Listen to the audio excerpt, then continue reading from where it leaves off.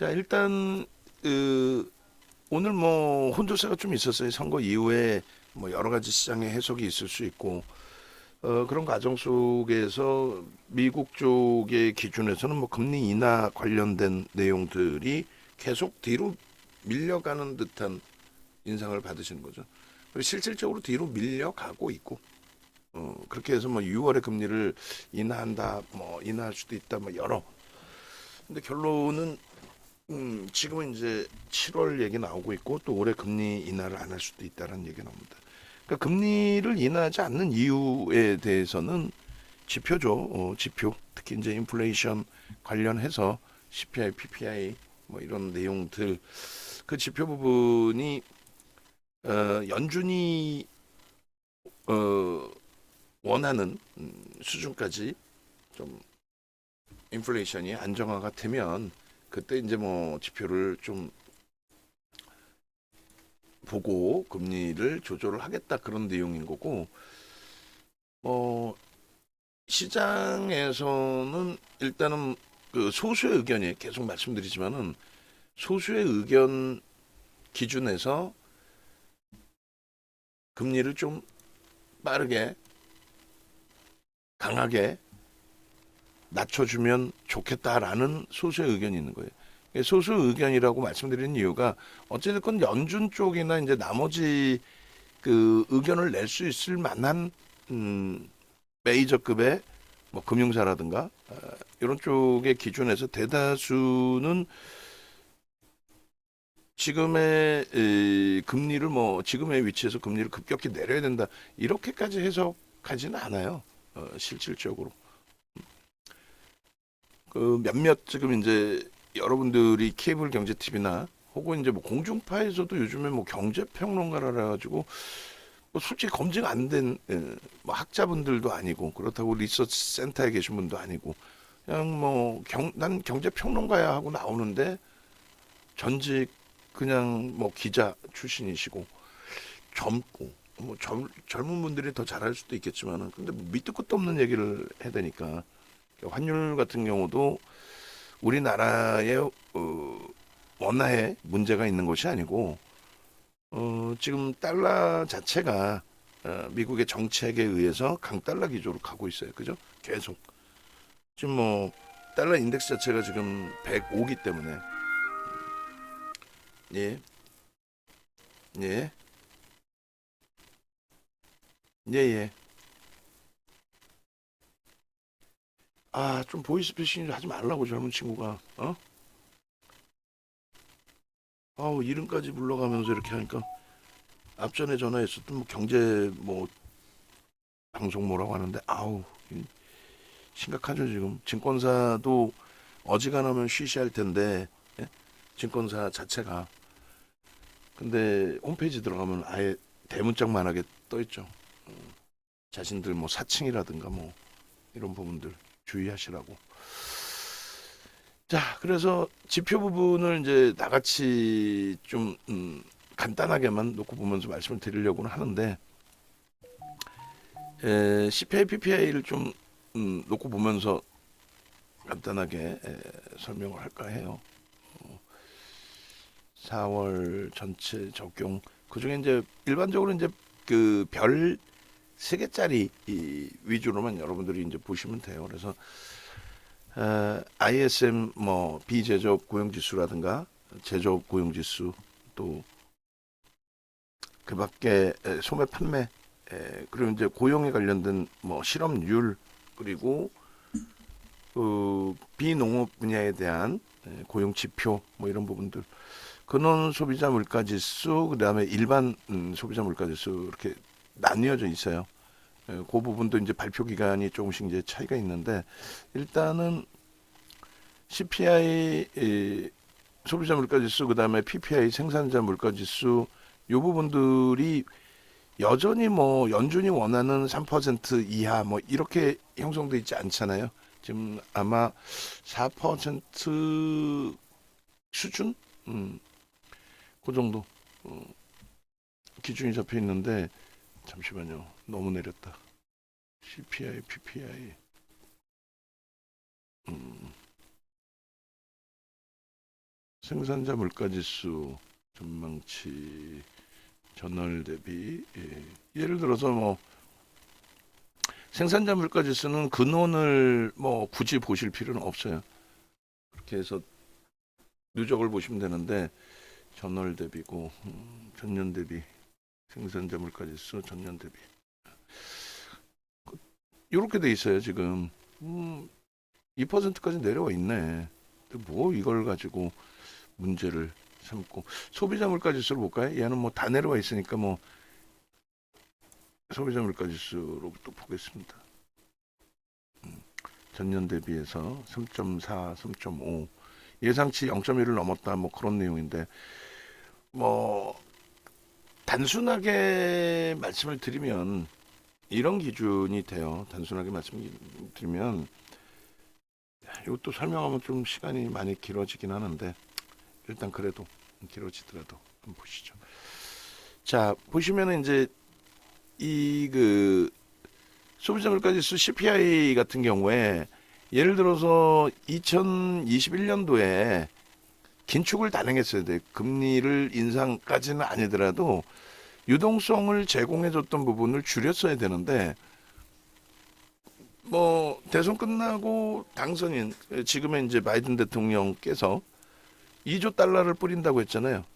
경기를 살리기 위해서 경기 부양을 위해서 2조 달러를 나는 뿌리겠다. 그게 이제 트럼프 전 대통령이 당선됐어도 똑같은 규모예요. 결론은 이제 그런 그 돈을 뿌리겠다라는 그런 내용들의 기준, 그런 기준을 공공연하게 그리고 공공연하게가 아니라 이제 의회 통과돼서 실질적으로 이제 돈을 이렇게 뿌렸는데 연준의 입장에서 지금은 인플레이션 우려감 때문에 긴축해야 됩니다.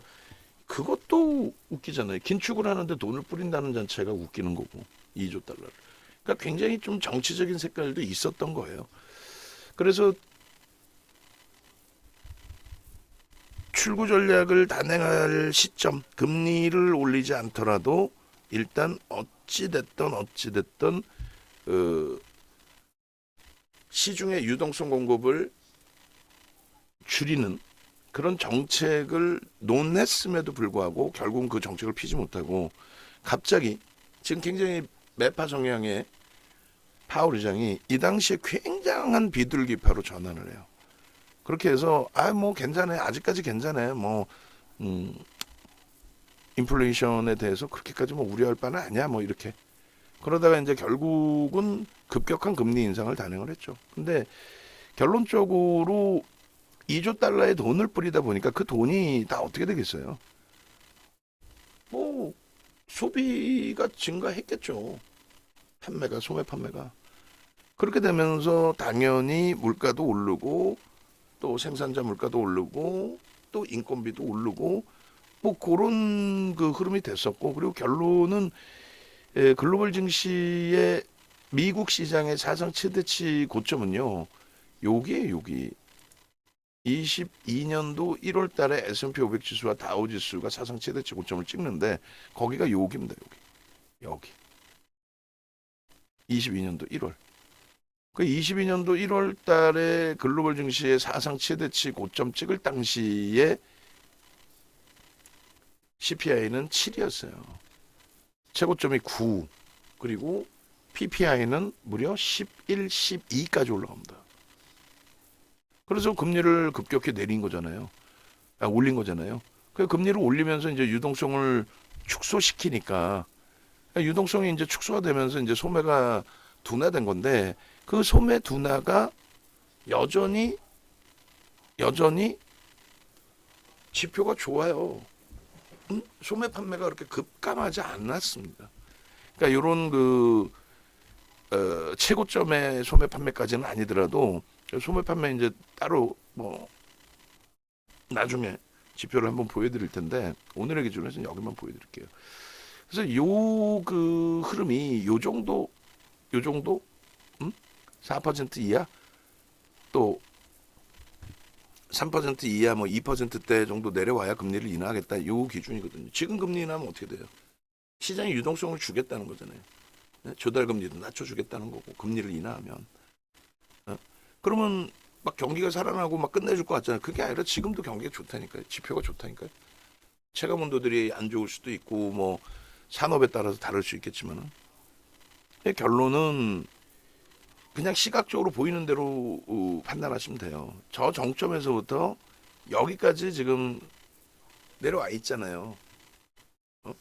내려와 있는데 왜 뭐 보도자료 보면은 또 방송 나와서 이야기하시는 분들 보면은 답답스러운 게 이러한 지표를 하나 갖고 와서 뭐 문제될 거 없어요. 지난달이나 지지난달이나 최근 1년 내에 물가지수는 뭐 이렇습니다.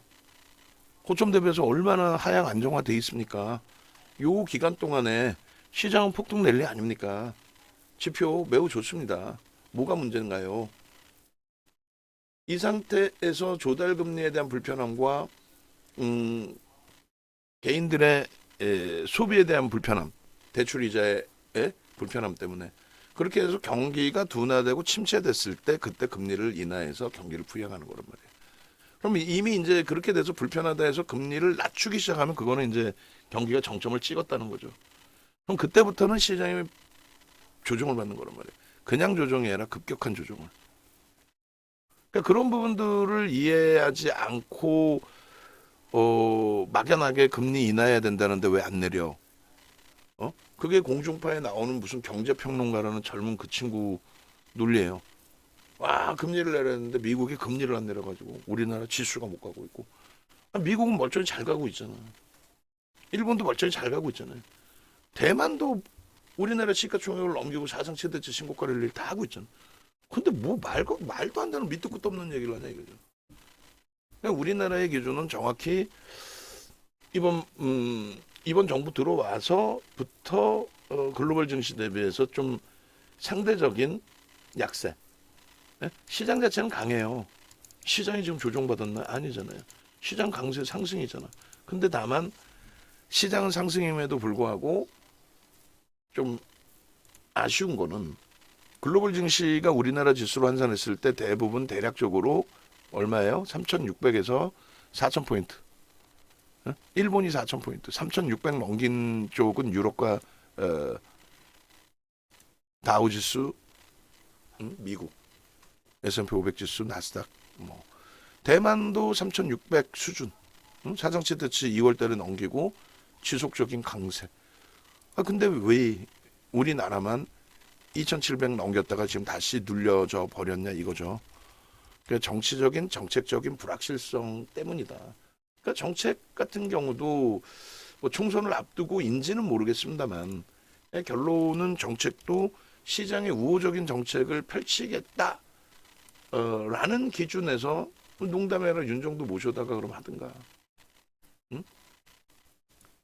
어떻게 공매도 금지를 할 생각을 하냐 이거죠. 금융 당국이 절대 안 한다라고 강력하게 이야기한 공매도 금지 부분을 갑자기 정부가 나서서 공매도 금지시킨다. 거기다가 또 강력하게 어떤 대응 방안을 찾지 못하면은 공매도 다시 부활할 일 없다. 근데 말도 안 되는 또 그 설명도 하면 기니까 넘어갑시다.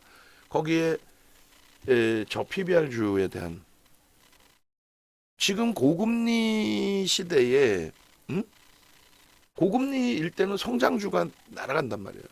성장주들이.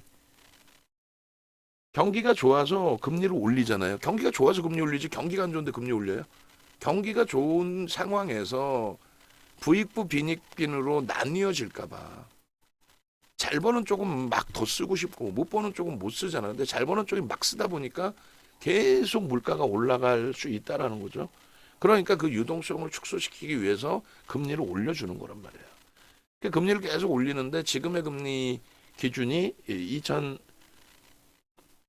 6월 5.25%를 넘긴 금리가 되잖아요. 거기까지도 올려놨는데도 불구하고 소매 판매가 그때 당시처럼 급격히 줄지 않고 있다라는 거죠. 그만큼 경기가 좋으니까 돈을 벌었으니까 돈을 쓰겠죠. 경기가 안 좋고 돈을 못 벌었는데 막 지출을 막 쓸까? 그러진 않잖아요. 그래서 여전히 이제 지표가 이렇게 CPI 쪽에 대해서 물가가 이게 좋은 물가다 이러면 이제 욕을 먹잖아요. 그러니까 소매 판매로 얘기하면 소매 판매 나쁘지 않다. 경기 동향 나쁘지 않다. 이렇게 표현할 수 있는데 CPI, PPI가 PPI는 뭐 아까 보셨다시피 큰 문제가 없고 CPI 같은 경우에 이 3%대인데 예전 과거에 비해서는 높은 수치란 말이죠. 과거에 비해서는. 근데 이걸 가지고 부정적이라고 얘기할 수 없는 기준인데 또 이거를 뭐 좋잖아요라고 얘기했다가는 야 지금 물가가 너무 가파르게 올라서 나 힘들어 죽겠는데 뭐가 지금 물가 지수가 좋은 거야. 그러다 보니까 그 해석이 애매모호해지는 거죠. 그러니까 연준에서는 계속 똑같은 얘기.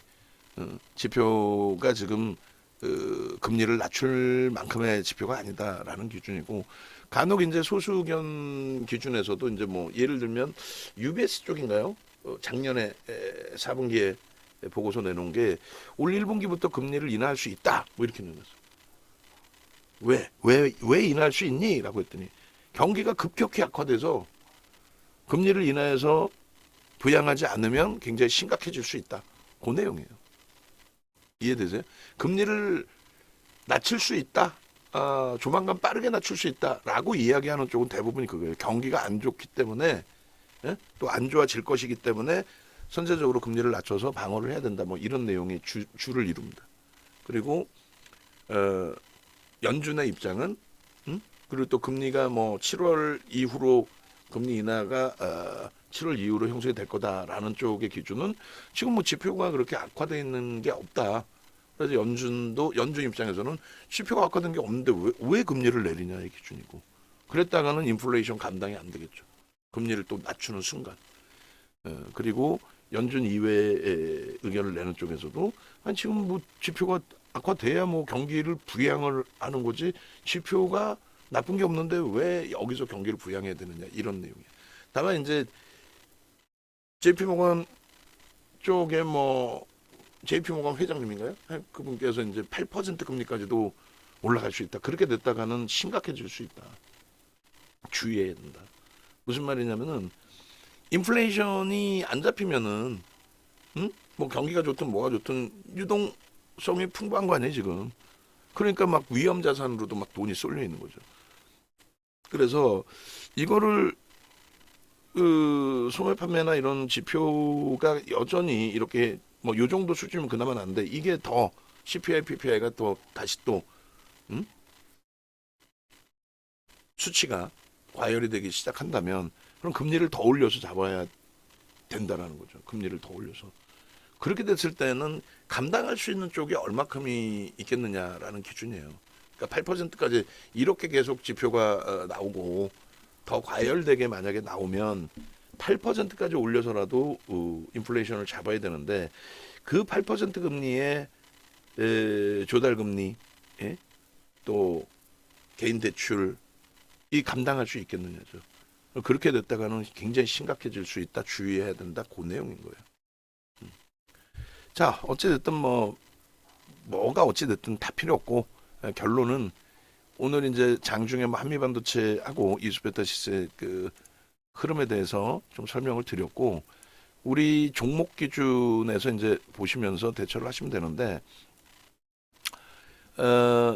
일단은 뭐 저는 매우 긍정적으로 해석을 하고 있다라고 말씀을 드렸어요.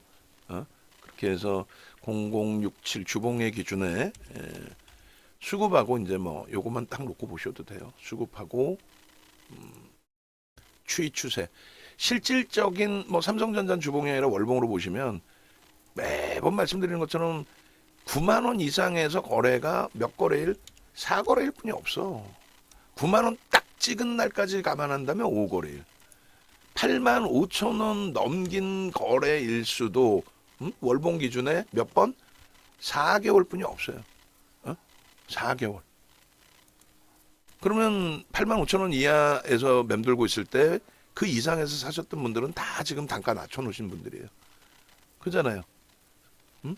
근데 꼭 안 갖고 있는 분들이 이런 것을 해석할 때 삼성전자 아직도 고점 못 뚫었다라는 식의 지금 실질적인 사상 최대치 신고가의 기준이에요. 슈팅이 더 강화될 수 있습니다. 그래서 지금 우리가 주력 포트폴리오에 하이닉스의 비중을 줄여서 삼성전자를 늘린 게 아니라 삼성전자를 별도로 비중을 늘리고, 안타깝지만 LG화학의 비중을 5%를 줄였고, 한국전력 선거 이후에 다시 강력하게 들여다보자라고 해서 한국전력도 10% 지난달에 10%를 채웠는데 일단 5%로 줄여놓은 상태의 기준이 된 거고, 그죠? 지금 기준에서 뭐 오늘 장 마감 이후에 기준점에서는 뭐 수익률이 월등히 이제 시장 대비해서 강하겠죠. 시장은 뭐 오늘 약보합이기 때문에, 그래서 11월 달 포트도 46이 아니라 뭐 어마어마하게 지금 올라가 있을 거고, 왜냐면 하이닉스 55% 비중인데 거기다가 또 현대차가 25% 비중인데 이 두 종목이 오늘 뭐 어마어마하게 올라왔으니 50% 넘었겠죠. 그리고 마찬가지로 2월 포트도 3월 포트도 4월 포트의 기준에 마이너스 0.92였는데 시장이 1.51이었고 마이너스. 근데 지금 시장은 그대로 마이너스 1.51일 거고, 우리 포트는 0.92 마이너스가 아니라 오늘 기준에 플러스겠죠. 당연히. 그죠? 그 당연히 1.8% 플러스로 지금 전환이 돼 있어요. 1.8%. 이거 얼마나 행복합니까? 그렇게 해서 여전히 이제 LG화학 쪽에 11%의 손실이 있지만 비중을 30% 이상까지도 채워놨었던 LG화학을 2000년 이후의 기준이죠. 지금 이제 5%까지 쉽진 않았지만은 줄였고, 그리고 오늘 뭐 KB금융도 저점 대비해서 어마어마하죠. 6%에 달하는 가격 반발력이 있었던 거고, 한국전력이 좀 많이 아쉬운 부분인데 지금 뭐 충성 끝나서 저 PBR 종목의 연속적인 강세가 뭐 없어질 수 있다. 말도 안 되는 소리 하고 있는. 우리 종목군들은 뭐 저 PBR이어서 들어간 게 아니에요. 아시다시피 현대차 같은 경우에도 마찬가지로 오늘 저점 대비해서 10% 가까이 올라왔어요. 저점 대비. 그러니까 현대차의 오늘 낙폭이 아니 왜 저런 흐름이 나올까라는 생각을 했고, 오늘 뭐 우리는 굉장히 강력한 매수 사인을 잡아뜨린 거죠. 뭐 라이브 방송 쪽이든 VVIP 방 전체가 다 오늘 뭐 문자 사인은 오늘 아마 굉장히 오래간만에 하이닉스 매수 사인이 안 나갔을 거예요. 그죠? 거의 매일매일 첫 스타트는 하이닉스야. 근데 오늘 이제 마이크론 테크놀로지사의 수주 규모는 작아요. 뭐 200억 원대, 저게 무슨 뭐 15조짜리 업체. 근데 이제 그래도 한미반도체 13만 5,500원에서부터, 그리고 눌려져 있을 때 또 밑에서 샀고, 하나 에어로스페이스도 이게 이제는 진바닥이 될 수 있다 이쪽. 그리고 이제 13만 3,000원에도 마이너스까지 반전이 됐었죠. 한미반도체. 그리고 현대차 22만 4,500원. 지금 얼마예요? 24만 1,000원이잖아요. 얼마 올라온 거야? 16,000원 올라죠. 16,500원. 여기서부터. 그럼 7%, 8% 수익인 거예요. 주력주에서. 그러니까 이런 수익을 사실 가져가야 돼. KB금융 뭐 66,500원 마찬가지고. 이런 수익을 다 가져가야 돼. 라이브 방송에서는 더 일찍 수익을 잡아낸 거죠. 현대차 계속 23만 원, 23만 3천 원, 한미반도체 13만 7천 원, 계속 14만 1천 원까지도. 그러고 나서 이제 한미반도체 14만 4천 원까지 따라왔어요. 그런 상태 이제 10% 이상 강세를 띄다가 고점에서 이제 꺾일 때 그 기준에서 차익 실현 범위를 설정을 했죠. 그러니까 마지막 물량 14만 4천 원에 혹시라도 들어가신 분들이 계시면 그 부분은 그러면 손절이 되는 거죠. 이스페타시스도 라이브 방송에 계셨던 분들은 조금 더 일찍 들어가실 수 있었고, 결론은 한미반도체가 이제 고점 찍고 나서 14만 7,400원인가요 고점이? 1차적으로 14만 5,200원, 뭐 14만 3,000원 이탈 시에 어떤 물량이요? 주력 포트폴리오 5%는 유지죠. 나머지 이제 변동성으로 더 들어갔었던 물량. 그리고 이번에 종목군들을 다 압축했잖아요. 그죠? 뭐 가온칩스라든가 뭐 고영이라든가 하나 마이크론이라든가 대덕전자, 동진 세미캠 전부 다 압축을 해서 한미반도체로 이제 진입을 지난주 금요일 날 한 건데, 뭐 굉장히 긍정적인 결과가 나온 거죠. 그죠? 그렇게 돼 있고, 방산주도 뭐 하나 에어로스페이스로 압축을 했는데 압축하고 이제 현대 로템이 폭등이 나왔어요. 그래서 그 부분 조금 아쉬운 부분은 있습니다만 뭐 하나 에어로스페이스의 사상 최대치 신고가 랠리에서의 기존의 수익 범위도 뭐 나쁘지는 않았다. 지금도 긍정적으로 해석하고 있다. 뭐 그렇게 말씀을 드립니다. 결론은 이제 삼성전자 쪽의 오늘 수급 범위, 수급 흐름이 매우 긍정적인 흐름으로 설정이 잘 됐어요. 그렇게 해서 뭐 주봉으로 보시죠. 뭐 주봉으로 보시게 되면은 3월 이후에 굉장히 강력한 매수가 들어오면서 사상 최대치 고점 수준에 지금 8만 원 넘긴 순간 사상 최대치 고점이라고 생각하면 돼요. 특히 이제 8만 5천 원 넘겼다 사상 최대치 고점이다. 그게 뭐 다른 거 뭐가 필요해? 예? 그래서 이제 수급 논리 같이 보시면서 우리나라에서 이제 그 삼성전자의 수급이요. 작년 1월 이후에 우리나라에서 가장 많이 산 종목이 삼성전자예요. 아니 시가총액 1위니까 뭐 얼마 안 사도 뭐 많이 올라온 것처럼 그게 아니라 실질적으로 금액으로도 그렇지만은 유통 물량이 없는 애잖아요.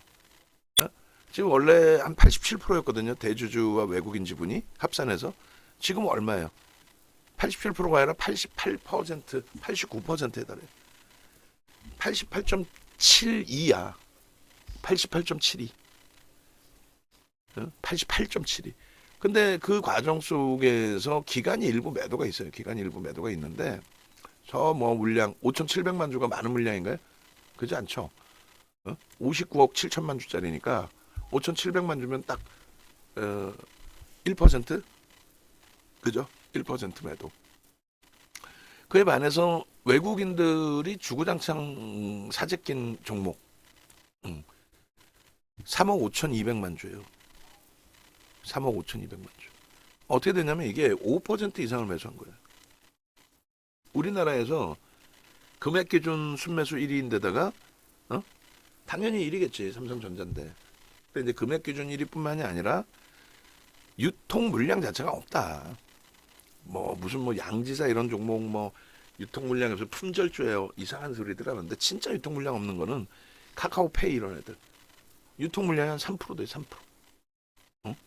물론 뭐 외국인들 물량이 뭐 출회될 수도 있겠지만 거기에 삼성바이오로직스 외국인과 대주주 합산하면 90% 이상이야. 유통 물량이 없어. 무슨 뭐 양지사 같은 소리 하고 있어. 마찬가지로 삼성전자 하이닉스도 유통 물량이 없어요. 대주주하고 외국인 합산하면은 말씀드렸잖아요. 88.72%. 거기에 기간 지분 빼고 나면 개인들이 단타 치러 들어오는 개인들이 있어요? 없잖아. 그러니까 메이저의 수급에 의해서 갑니다. 메이저의 방향성에 의해서. 그럼 메이저의 방향성에 의해서 간다라는 기준에 글로벌 시장에서 지금 시가총액 1위가 누구예요? 애플이 1위였잖아요. 애플한테 2년 이상을 1위 자리를 내줬단 말이에요. 누가? MS가.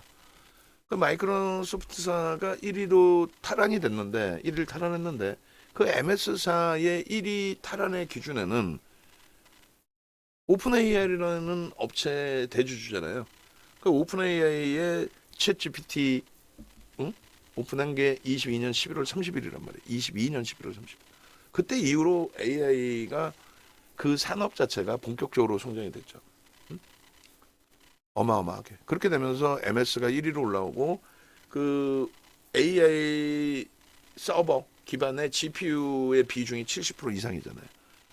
그걸 거의 독점하다시피 하고 있는 엔비디아가 시가총액 3위로 올라온 거예요. 작년 1월에는 시가총액 10위밖에 있었어요. 근데 오픈 AI, 챗 GPT, AI 사업, 그 GPU에 대한 수요, 이것 때문에 작년 5월 24일 날 1분기 실적 발표할 때 천조였던 종목이 예상 실적을 20% 넘기면서 한 방에 갭상승 26%, 거기에 장중고점 29%, 거기에 그때 시가총액 천조라고 그랬잖아요. 천조면은 그 당시 기준에 삼성전자 2.5배예요. 지금은 이제 3천조까지 올라왔죠. 3천조에서 좀 꺾였는데 3천조면 어느 수준이냐면 우리나라 전체 시장의 유가증권 시장, 코스닥 시장 합산을 해도 3천조가 안 나와. 우리나라가. 근데 엔비디아 하나가. 그러면 그 규모가 어느 정도냐? 3천조의 규모가. 글로벌 시장에서 3위. 사우디 아람코를 넘기는 시가총액이에요. 1위가 MS, 2위가 애플, 3위가 엔비디아. 응? 그 기준의 성장성에 대한 부분이 이것도 이제 보도자료나 이런 게 굉장히 잘못 나오고 있고, 그리고 무슨 뭐 연불리 이런 친구들이 리서치 센터에 있는 친구들이 아니거든요. 그러니까 어쨌든 거의 뭐 말도 안 되는 내용 비슷하게 언급을 해버린단 말이에요. 뭐냐면 삼성전자가 HBM을 지금까지 생산을 안 하고 있었던 것처럼, 납품이 안 들어가고 있던 것처럼. 아니에요. 삼성전자의 HBM 그 시장 점유율이 40%대예요. 하이닉스가 50%대. 근데 이조차도 무슨 하이닉스가 90% 장악하는 것처럼. 아니죠. 하이닉스가 50%대 초반, 중반 뭐 요 정도로 예측 범위에 놓여져 있고, 삼성전자가 이제 40% 초반 정도 작년 기준에. 그것도 예측이에요. 삼성전자랑 하이닉스는 발표를 하지 않으니까 그런 내용을. 그리고 마이크론 테크놀로지사가 이제 10% 미만입니다. 나머지 부분. 그러니까 이번에 이제 얘기 나온 거는 HBM 5세대, HBM 3E에 대해서 삼성전자나 하이닉스나 둘 다 이제 12단짜리에 대해서는 아직 납품을 지금 양산을 아직 안 하고 있는 거니까 개발은 하고 이제 수율 확인하는 과정이고 그 샘플 보낸 과정이고, 그렇게 해서 당연히 엔비디아에서는 빨리 만들어 줘요, 빨리 만들어 주세요 이 상황이지. 근데 그거를 무슨 오버해가지고 뭐 이제 삼성전자도 HBM을 엔비디아에 납품한다. 뭘 이제 하고 있었다니까. 응? 하여간에 결론적으로 그러한 것을 바탕으로 메이저들이 매수를 한다는 건 그런 내용의 기준이 되는 거죠. 어? 그렇게 해서 매우 긍정적으로 삼성전자는 판단을 하시면 돼요. 그래서 삼성전자의 지금 누적 수급은 3억 5,219만 주 기준이 됩니다. 이것을 나눠주면 3억 5,219만 주 나누기 59억 7천만 주 반올림해서 해주면 5.90% 반올림해서 지금 매집 규모가 상상을 초월하죠. 그럼 그들의 매집 평균 단가가 얼마냐? 그것도 따져보실 수 있어요. 23년 1월 2일 이후에 외국인들 기준에 얼마요? 매수가 7만 원이야 평균 단가가. 5%를 7만 원에 샀어. 응? 평균. 그 20% 올라서 5%를 얘를 어떻게 깔 거야? 이 업황 호황세 속에서. 근데 HBM만이 아니죠. 삼성전자, 하이닉스는 HBM의 비중이 생산 기준의 40% 이상, 영업이익률이 50% 이상인가 아마 그런 걸로 제가 알고 있는데, 삼성전자 쪽은 그 정도까지가 아니에요. 핸드셋 사업 부분도 있고 모바일 사업, 그리고 뭐 낸드 사업 부분의 규모도 세계 1위고, 그리고 HBM 이외에 DDR5라든가 고마진 그 반도체 제품이 더 많아요. 그래서 무슨 뭐 HBM만을 논할 그런 업체가 아니죠. 하이닉스나 하이닉스의 1.5배 시가총액을 갖고 있는 마이크론 테크놀로지사 대비 월등한 시가총액 규모를 갖고 있는 이유가 그런 거예요. 그냥 뭐, 뭐 삼성전자니까 뭐 이게 아니야. 그렇게 따지면 뭐 한국전력이 99년도에 시가총액 1위였는데요. 삼성전자 그때 이제 99년도에 1위 자리를 올라선 거고. 그냥 뭐 그러면 뭐 한국전력 그 당시 1위였으니까 아이 뭐 한국전력인데 뭐 지금 시가총액 10위 안에 없잖아. 20위 안에도 없지 않나요? 어찌됐든 삼성전자 부분의 비중을 다음 달에 조금 더 확장시킬 수 있습니다. 지금 비중을 이제 10% 그리고 하이닉스 45%, 그다음에 한미반도체 5%를 갖고 있는데, 한미반도체도 정점 인식이 잡히기 전까지는 가격 조정이나 기간 조정이 옆으로 횡이나 눌림이 나온다 할지라도 5% 비중을 유지할 거고, 뭐 벌써 5월을 말씀드리긴 그런데 5월 달에 하이닉스 비중을 일부를 덜어서 삼성전자 비중을 늘릴 수 있어요. 그 미리 염두에 두십시오. 그래서 하이닉스가 뭐 못 간다 이런 개념보다도 삼성전자의 탄력이 하이닉스보다 더 가벼워질 수도 있다. 예전에도 그랬었어요. 21년도 20년 2020년 11월 12월 그다음에 21년 1월 달까지 하이닉스보다 삼성전자 조금 더 강하게 움직였어요. 75%, 하이닉스가 70%. 그러고 나서 이제 2월 달에 하이닉스가 고점 찍을 때 그때 90%까지 올라간 거죠. 슈팅 한번 나오고. 그래서 뭐 하이닉스가 삼성전자보다 못 간다 이런 생각하실 필요 자체가 있다 없다? 없다. 그렇게 이제 해석을 하시면 되겠습니다. 그렇게 놓고 보시고, 그리고 하이닉스의 수급도 현대차하고 엎치락뒤치락해요. 뭐가요? 외국인기관 쌍끌이 순매수. 외국인 기관 쌍끌이 순매수. 하이닉스가 우리나라 1위, 그리고 현대차도 1위. 둘 다 1위냐? 거의 비슷한 규모에서 왔다 갔다 해요. 거의 비슷한 규모에서. 그래서 그들의 그 수급 범위를 좀 잘 이해를 하고 우리가 대처해 나갈 수 있는 기준도 잘 잡아 나가야 됩니다. 그러니까 우리나라의 외국인과 쌍끌이 순매수 1위, 2위를 한다라는 자체가 이들의 실적이 뭐 상상을 초월한다라는 얘기가 되잖아요. 그러니까 하이닉스는 매번 말씀드리다시피 지난해 KBS 머니올라라는 방송 원래 1시간짜리 특집 방송인데 그것을 2시간 녹화해서 1시간 30분, 40분으로 올렸죠.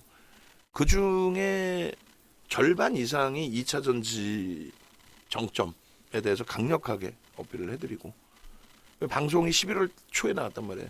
그때 공매도 금지되고 에코프로가 92만 8천 원까지 올랐어요. 무조건 탈출의 마지막 기회다라고 7월 말에 정리 못하신 분들은 그 우연찮게 7월 말을 맞췄다 아니라니까. 우리 완벽하게 매도 사인을 완벽하게 했잖아. 3년 들어갔던 거를.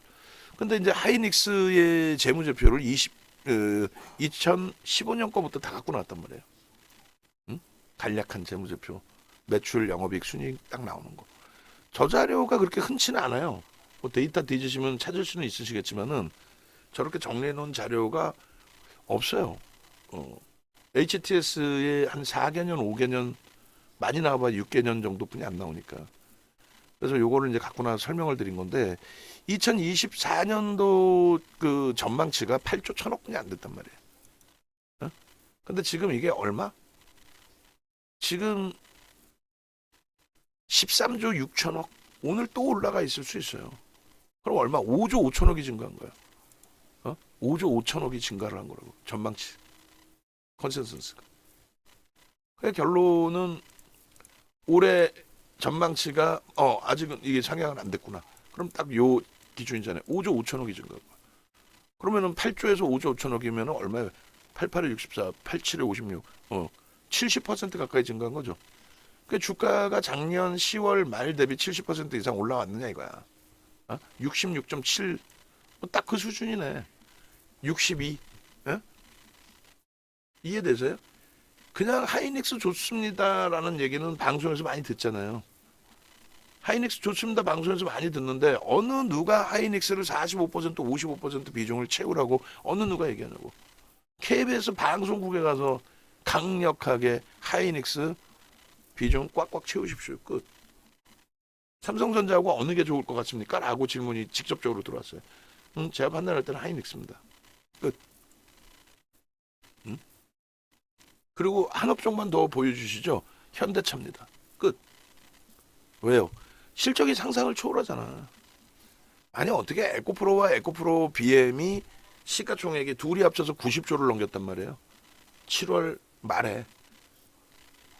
그리고 양봉이면 상관없어. 꺾였으니까 전략 매도라고 하는 거지. 그리고 두 번 다시 안 보는 거고. 하이닉스 그 당시에 시가총액 80조 수준? 7억 2,800만 주에 11만 원 하고 있었으니까 80조. 에코프로 하이닉스가 둘이 합쳐서 90조를 넘기고 영업이익 개뿔도 없고 영업이익 없는데 순이익이 뭐 얼마나 나오고 있어. 거기다가 그 정신 나간 배터리 아저씨 박순혁이는 또 거기다 대놓고 에코프로 800만 원 간다. 이 또라이 아니야. 800억 가면은 에코프로가 800만 원을 가면요. 주식수가 2,345만 주였는데 조금씩 행사가 있어가지고 늘어났죠. 뭐 2,500만 주라고 잡고. 그럼 시가총액 얼마? 시가총액이 200조 되는 거예요. 200조. 시가총액이 200조 되는 거예요. 에코프로가 지주사가 생산을 하는 생산 업체도 아니고, 그러니까 위험고지 해드리고 차익 실현에 대한 말씀을 드리는 거예요. 한미반도체도 오늘 녹화할 때도 말씀드린 것처럼 하이닉스의 이러한 그 수급 범위가 말씀드린 것처럼 이 수급이 하이닉스가 외국인가 쌍끌이 순매수 1위, 2위를 계속 왔다 갔다 해요. 근데 본격적으로 들어온 게 언제예요? 5월 달이잖아. 5월 24일 엔비디아 실적 상상을 초록하게 나올 때. 그때 엔비디아 실적이 얼마요? 1달러 9센트 주당 순이익이. 예? 1달러 9센트인데 그 주당 순이익이. 근데 지금 얼마까지 나왔어요? 1년이 안 됐어요. 5월에 이제 실적이 또 나오겠죠. 근데 1년이 안 된 상황에서 엔비디아의 실적이 얼마로 나옵니까? 5달러가 넘어갔어요. 그러니까 1달러에서 5달러로 5배, 실적이 5배 증가한 거예요. 영업이익이. 뭐 거품이 꼈든 뭐 했든 어찌됐건 5배 실적이 증가했어요. 그러니까 결론은 어떻게 됐어요? 주가가 뭐 5배 올라왔나? 아니지. 주가는 3배 올라왔지. 예? 주가 3배 올라왔잖아. 결론적으로 엔비디아 그 실적 좀 보여드리려고 했더니 안 보이네. 아, 이수베타시스에 나오겠구나. 결론적으로 엔비디아의 그러한 그 실적, 그러니까 아까도 말씀드린 것처럼 엔비디아의 규모가 얼마인지, 얘가 시가총액이 얼마인지 뭐 아무것도 모르는 상태에서 방송에 나와서 엔비디아가 끝내주고요. 엔비디아 더 갈 거고요. 실적이 얼마나 나오는지, 시가총액 규모가 얼마인지 그걸 알려줘야 될 거 아니야. 어? 3월달 기준에 2조 달러를 넘기고 2조 4천억 달러까지 갔나요? 하여간에 우리나라 그 원으로 환산했을 때 3천조까지 하여간에 올라갔었어요. 3천조 수준까지. 테슬라는 아예 여기 없고, 응? 순위에서 밀린 지가 오래고, 테슬라는. 그리고 분기 실적이 예상치가 91센트에서 1달러 9센트 나오고 주당 순이익이, 그러고 나서 저 폭발적인 5달러 16센트까지 예상치 또 넘긴 거죠. 그러니까 주가가 폭등을 하는 거예요, 사실. 그리고 지금 이제 예측 범위가 5달러인데 이걸 지금 상향돼 있겠죠. 저도 이 수정을 안 하는 거고.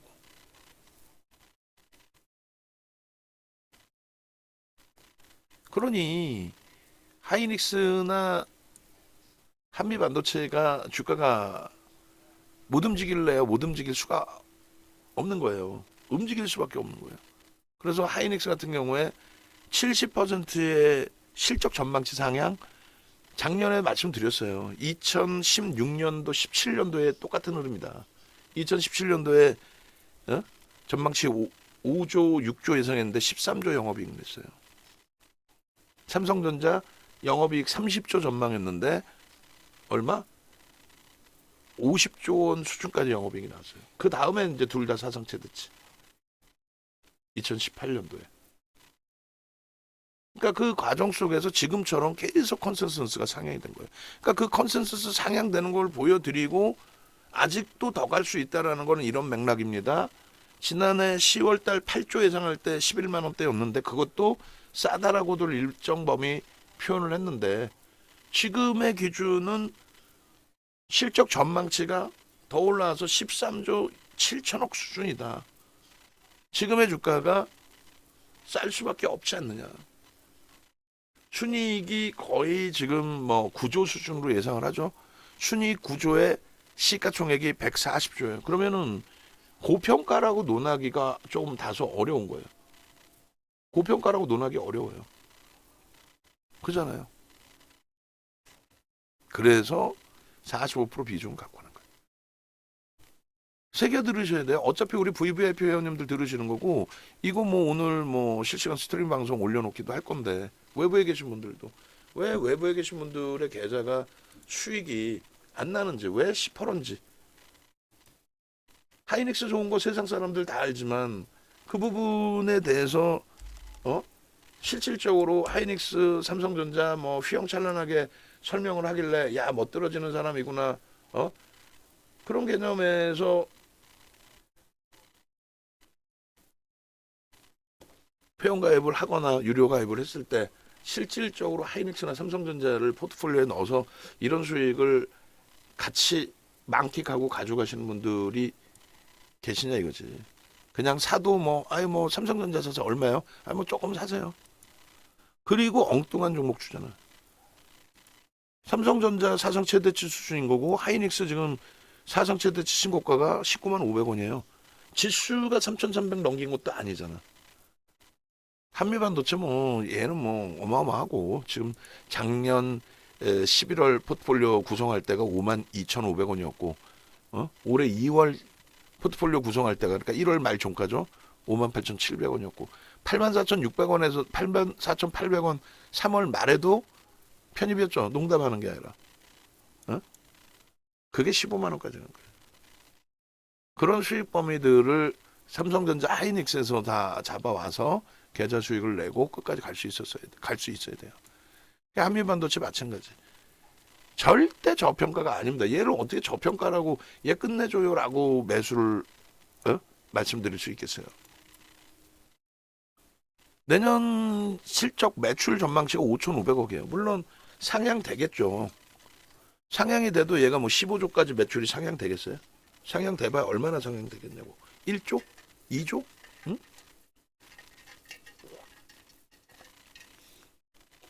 거품인데 왜 사라고 그러냐? 아니죠. 수급 논리죠.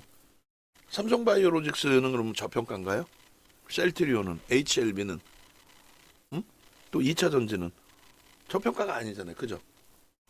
근데도 HLB 얼마 전까지 매매 수익을 내죠. 그 논리는 기본적인 분석도 있지만 시장에서는 기술적인 부분도 분석을 한다. 그래서 심리와 수급 부분. 그러니까 수급이 90%를 차지하고 심리가 10% 차지한다. 저는 이렇게 얘기하는데 시장에서는 간혹 이제 뭐 심리가 30% 이상이다 이렇게 얘기하는 쪽도 있어요. 저 심리가 뭐냐면 모멘텀을 얘기하는 거예요. 그 모멘텀이 뭐냐? 한미반도체 오늘의 기준에 마이크론 테크놀로지사의 납품 200억 장비 납품은 그게 뭐 15조짜리에 무슨 뭐 의미가 있어요? 규모의 면에서 없죠. 다만 매출처의 다변화에 대한 그리고 주가를 견인할 수 있는 모멘텀 그 기준을 얘기하는 거예요. 그 기준을. 한미반도체의 수급 논리가 지금 대주주가 HPSP에 큰 자금을 투자했다가 그걸 회수 과정에 있단 말이에요. HPSP에서의 자금을 회수를 하고 있어요. 회수를 하면서 그 회수된 자금을 어디 뭐 딱히 쓸 데도 없잖아. 그냥 자사주를 계속 사는 거야. 그 지분 공시를 계속 해요. 그렇게 해서 얼마 전에 그 올려드렸죠. 화요일 날. 자, 원고 작업하시는 분들 화요일 날 원고에 한미반도체 그 대주 지분 신고 나온 거 PPT 작업해서 넣어달라고 했어요. 안 넣어주신 것 같은데. 넣어주세요. 그렇게 해서 지금 대주주의 지분이 굉장히 높아졌죠. 뭐 최대주주 곽동신 대표 이거 올려놔 드렸잖아. 이거 왜 작업을 안 해줘? 응? 어마어마합니다 지금. 270억 정도를 순매수를 한 거고 시가총액 감안했을 때 뭐 크진 않지만 수량의 기준에서 44만 6천 주면은 0.5% 가까이 되는 거예요. 9,700만 주짜리니까 작지 않아요. 응? 그렇게 해서 대주주의 지분이 지금 62%대 그리고 외국인이 15%, 77%. 그리고 지금 반도체 소부장 쪽에 ETF 상품이 아직 금액이 작아요. 아직까지는 3천억 원대 상품이 하나 있고 그다음에 1,000억 미만 상품이 3개가 있는데 2차 전지에 작년에 무지하게 돈이 쏠렸었죠. 2차 전지 ETF 상품 두 상품이 1조가 넘었었어요. 그러니까 주가가 뭐 에코프로가 15배 올라오면서 평가 금액이 이제 높아진 부분도 있고 그 박순혁 그 이상한 애 때문에 막 그냥 묻지마 자금이 간접 투자 자금이 들어간 부분도 있고 근데 지금 이제는 삼성전자 실질적인 사상 최대치의 하이닉스의 뭐 AI 뭐 이런 쪽에 집중이 되면서 자금이 ETF 상품에 몰려질 가능성이 굉장히 높잖아요. 그러면 증권사나 운영사도 잘 팔릴 상품을 만들지 안 팔릴 걸 만드는 게 아니에요. 그 인기가 있는 쪽, 당연히 반도체 소부장 쪽이죠. 그 상품이 판매가 되면은 무조건 기계적으로 매수를 하는 거예요. 그러니까 한미 반도체가 고평가라는 걸 알지만 반도체 소부장 상품을 만들었어. 한미 반도체 막 날라가. 어? 그 상품을 만들어도 돈이 들어와. 그러면 반도체 소부장 쪽에 오늘인가요? 오늘 올려드렸나? 또 올려드린 그 내용이 있죠. 어떤 기준의 내용을 올려드렸냐면은 ETF 상품 기준에서 반도체 관련 ETF 상품을 올려드렸고, 그리고 거기에 이제 종목별로의 비중, 그것도 표를 작업해달라고 어제 얘기했는데 그 표 작업이 그저께인가요? 그것도 안 돼 있는 것 같은데. 그것도 주세요. ETF 상품 네 가지 상품에 대해서 어떤 종목을 편입하는지에 대한 그 내용이 있어요. 제가 지금 다시 찾아서 보여드리고 싶은데 또 그거 찾는다고 시간이 걸리면 좀 그러니까. 그래서 그 2차 전지가 강세를 띄었던 이유도 그런 이유가 있는 거예요. 2차 전지의 인기가, 주가가 올라니까 인기가 높아지고 ETF 상품을 많이 발행하고 박순혁이 그 이상한 애가 또 헛소리 막 하고, 그러니까 헛소리 하면서 미래에셋 그 상품이 한 방에 3천억인가 팔렸어요. 나도 2억을 더 샀습니다. 7월 28일 날 1억, 7월 31일 날 1억. 그건 뭐야? 당신들도 사세요라는 얘기잖아. 그게 에코프로 120만 원대인가 130만 원 할 때요. 그러니까 걔가 2억을 사면서 아예 미래에셋 상품을 샀어요라고 대놓고 얘기해. 제가 얘기한 8종목을 고르게 갖고 있습니다. 그래 한 방에 한 3천억인가 팔렸어요. 그러니까 그런 자금들이 들어오면서의 수급이 형성이 되고, 꺾일 때는요 무섭게 꺾이죠. 꺾이는 만큼의 ETF 상품으로 가지고 있는 그 비중만큼도 줄여야 되잖아. 그거 나오지. 그 다음에 한미반도체가 지금 시가총액 15조 수준까지 올라왔잖아요. 그러니까 코스피 200 지수 내 비중이 높아지고 있죠 점점. 그래서 인덱스 쪽에서 들어오는 수급이 있단 말이에요. 근데 주가가 꺾이는 순간 인덱스 쪽에 들어오던 수급이 다시 비중이 낮아지니까 다시 매도로 나오죠. 그러니까 고수급 논리까지 따지면서 보는 거예요. 그래서 어, 기술적인 분석을 할 때 가장 중요한 것 중에 하나가 수급 논리에 있어서 그러니까 뭐 볼린저 밴드를 보시든 일목균형을 보시든 뭐 파동 원리를 찾으시든 무엇을 보시든 간에 결국은 누군가가 샀느냐 그걸 보려고 하는 거잖아요. 근데 우리나라는 누구보다 좋은 게, 어느 나라보다 좋은 게 외국인 또 외국계 기관 투자자, 국내 기관 투자자의 수급 추정치를 다 알려줘요. 노출시켜 주잖아. 그래서 이왕이면은 수급의 논리에서 외국계 기관 투자자, 국내 기관 투자자가 어떻게 쌍끌이든 외끌이든 매수해주는 종목, 그 종목군들이 좋다라는 거고. 두 번째 기준은 뭐 에코프로나 포스코 홀딩스나 이런 종목은 외국인 기관이 전혀 안 샀어요. 전혀 안 샀어요. 매도만 했지. 엄청난 매도를 했죠. 그럼에도 주가는 올라갔죠. 그 올라가는 거는 손바뀜의 수급이 윗방향으로 매수세를 주고 결국 이제 따라붙는 개인들이 위에 걸려 있는 외국계 기관 투자자, 국내 기관 투자자 물량을 가져가서 그래요. 하여간에 그런 내용들의 이제 거래대금 교육 내용은 그 우리 VVIP 회원님들도 홈페이지에 오른쪽 부분에 있어요. 프리미엄 교육 이렇게. 예? 그러니까 요 기준에 9시간짜리가 5강 있거든요. 이게 지금도 쿠팡에서 팔아요. 110만 원씩에. 여러분들 선배분들은 다 돈 내고 다 들으셨어요. 다 돈 다 내고. 지금 체력이 안 돼가지고 작년 말 교육 이후에는 제가 교육을 못 해드리는데 9시간짜리 5개 너무 많다. 그러면 23년 하반기 주력주 포착 기준에 이 거래대금 기준이거든요.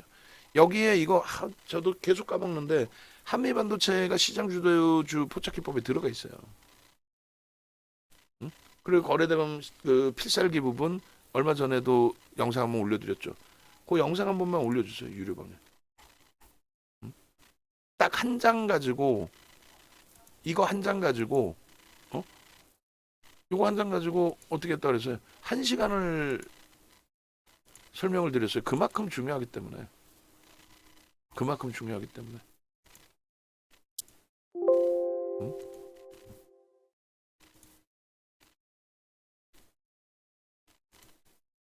저 기준의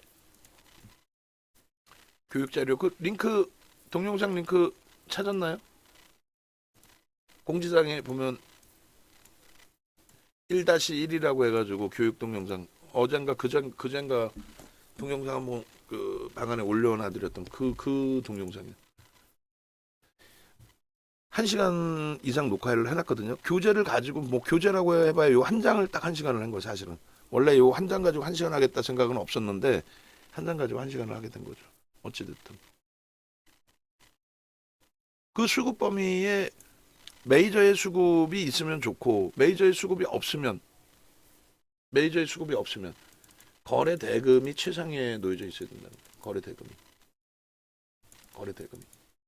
그래서 거래 대금 기준에 최상위에 2차 전지가 놓여졌죠. 3월 달부터 해서 거래 대금이 1조씩 터트려지기 시작하고 3월 중순 말 이때 2조 넘게 에코프로의 거래 대금이 형성이 되고 그리고 3월 말 4월부터 해서는 4월 달 3조 뭐 이렇게 터지다가 7월 달에 4조 포스코홀딩스가 8조가 터진 거예요. 그리고 양봉이면 상관없어요. 긴 꼬리 달리고 운봉으로 미끄러졌기 때문에 전량 매도의 기준이 잡혔다 이렇게 말씀을 드리는 겁니다. 아시겠죠? 지금 모니터링 하시는 분들 계셔? 대답도 안 하고 영상을 올려주시지도 않고 지금 올라왔구나. 대답을 먼저 해주셔. 나도 같이 영상을 지금 찾고 있잖아. 그렇게 해서 지금 올려드린 그 영상 기준이 그게 이제 1시간 이상 요 내용이에요. 굉장히 중요한 내용. 그러니까 수급 원리하고 시가총액을 알아야 뭐 몇 퍼센트를 샀는지 이왕이면 그러니까 한미 반도체 같은 경우에는 무지하게 산 거예요 지금. 한미 반도체 기준에 외국인기가 쌍끌이 순매수 15위 안에 들어와 있어요. 얘가 그 정도로 시가총액이 15위는 아니잖아요. 그죠? 올해 들어서도 외국인이 무지하게 샀어요 얘를. 그러니까 고평가가 아니더라도 외국계 기관 투자자의 러브콜, 그 다음에 국내 기관 투자자의 러브콜, 또 대표회사의 매수, 그 수급 논리에 의해서 뭐 굉장히 강하다는 거죠. 오늘의 기준은 마이크론 테크놀로지사에 대한 공시 내용도 포함되어 있고 기관 쪽에서 뭐 12만 주씩 사주니까 그 수급 놀린 거죠. 계속 뭐 위로. 근데 순매수 12만 주에서 주가가 급등 나왔다. 그건 아니지. 무슨 말이냐면은 12만 주 샀다고 얘가 오르진 않아요. 0.12%뿐이 안 돼. 매도와 매수 부분에 한 명이 단타 치는 종목이 아니죠. 이런 종목은. 수많은 외국계 기관 투자자, 국내 기관 투자자.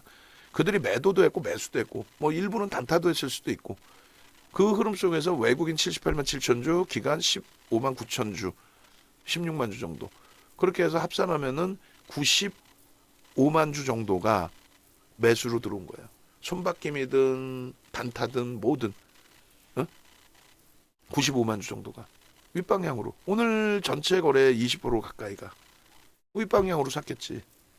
때릴 때는 매도도 물량이 많죠. 84만 주 정도 매도를 했는데 그걸 위로 걸어놓고 매도를 한 거지 막 지구장창 밑으로 집어던지는 매도는 아니었다는 거지. 12만 주 딸랑 사갖고 주가 올랐어요. 이게 아니란 얘기예요. 4월 1일, 4월 2일 날 한미반도체가 개인들이 들어올렸어요. 정신 나간 거지. 무슨 개인들이 어떻게 15조짜리를 13조, 12조짜리를 어떻게 들어올려? 메이저들의 수급 범위가 윗방향의 매수 강도를 줬고 그리고 위에 걸어놨던 기존의 상품들이 개인들에 의해서 체결이 됐고 그런 맥락으로 이해를 하시면 돼요. ETF에 돈 들어오면 어떻게 해요? 위로 계속 사는 거지. 그런 개념입니다. 한미반도체 오늘의 흐름도 매우 긍정적으로 뭐 오버슈팅이다 이런 개념을 가져가실 필요 자체가 없어요. 이번 주에 형성돼 있던 주봉의 기준 깔끔하게 이쁘게 또 샛별형 떠가면서 다들 올려놓은 거고요. 다시 신고가 나올 수 있습니다. 정점의 기준은 2조 이상 터지고 운봉 떨어질 때 혹은 거래가 급감했을 때 그때는 이제 기간 조정. 다시 한번 한미반도체 보시면 기간 조정이라는 별거 없어요. 수급이 들어오다 정체야. 더 이상 들어올 거니 안 들어올 거니 우리도 알 수가 없잖아. 근데 이제 수급이 더 들어오는데 앞전 고점을 못 넘기는 상황이고, 그리고 뭐 이때부터 해서 매출처 다변화는 뭐 확장될 수 있다. 마이크론 테크놀로지사도 HBM 쪽에 양산 부분을 더 속도를 낼 수 있을 거다. 뭐 이런 내용들. 그러고 나서 이제 올해 들어서 재차 뭐 델이라든가 또 마이크론 테크놀로지사라든가 실적 발표, 또 AI 서버의 증가, 요청, 발주가 많아지고 수주가 역시 많아지는 그런 흐름 속에서 슈팅이 제대로 나온 거죠. 뭐 오버슈팅은 나와 있는데 수급은 정체다. 그걸 바탕으로 조금 주의를 하셔도 되고, 또 한 가지는요, 방금 말씀드린 손바뀜의 흐름. 그러니까 평단은 계속 높아져 있는. 무조건적으로 뭐 정점을 논할 필요 없어요. 그리고 2차 전지 하지만 다 끝난 종목 쳐다도 보지 마셔요. 예? 쳐다도 보지 마시고, 실질적으로 지금 시장에서는 하이닉스의 상승률보다 더 많이 나와 있는 2차 전지가 뭐 에코프로나 에코프로 BM 정도가 되려나? 응? 없어요. 포스코 그룹주들도 다 꺾였고, 실질적으로 뭐 오버슈팅 나오고 나서부터 바로 꺾인 거고. 그리고 뭐 에코프로 금양 이런 애들 비교의 범위라면은 한미반도체. 그냥 1200% 그대로 유지하고 있잖아요. 에코프로는 50만 원이 지금 위태하고. 응?